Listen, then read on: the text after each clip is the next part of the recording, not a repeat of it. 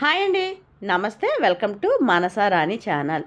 సింపుల్‌గా మానస రాణి ఛానల్‌లో పచ్చి రొయ్యలు, దోసకాయ పులుసు. ఇది కూడా చాలా సింపుల్‌గా ఉంటుందండి. ఇది నా స్టైల్ కాదు, మా అమ్మ స్టైలు. నేను కూడా ఇలాగే చేస్తాను. ఇదే చూపిస్తున్నాను మీకు. పొయ్యి మీద కళాయి పెట్టుకొని నూనె పోసుకున్నాను.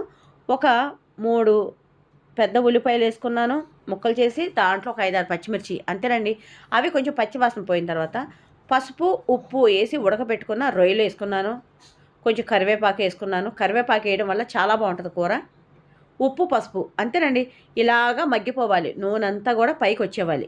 ఈ స్టేజ్లో దోసకాయ ముక్కలు, పచ్చి రొయ్యలు ఒక 2 కేజీలు అయితే దోసకాయ 1 కేజీ పట్టింది నాకు.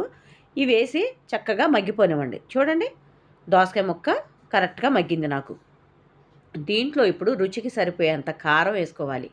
వేసుకొని కొంచెం పచ్చివాసన పోయిన తర్వాత ఒక గ్లాస్ దాకా వాటర్ పోసుకున్నాను. తర్వాత కొంచెం చింతపండు, మీకు చూపించాను కదా, కొంచెం చింతపండు నానబెట్టి అది కూడా కొంచెం పోసుకున్నాను. ఇలా పోసుకుంది కూర అంతా దగ్గరికి అయిపోయిన తర్వాత మధ్యలో కొత్తిమీర, కరివేపాకు. అంతేనండి, ఎంత సింపుల్గా ఉంది. నిజంగా ఇలాగ ఒక్కసారి ట్రై చేయండి. మీ పాతకాలపులో ఎవరైనా పెద్దోళ్ళు ఉంటే వాళ్ళని అడగండి, వాళ్ళు కూడా ఇదే స్టైల్లో చెప్తారు. అంత బాగుంటుంది ఈ కూర. మన ఛానల్ కనుక కొత్తగా ఎవరైనా చూస్తే ప్లీజ్ సబ్స్క్రైబ్ చేయండి, లైక్ చేయండి, షేర్ చేయండి.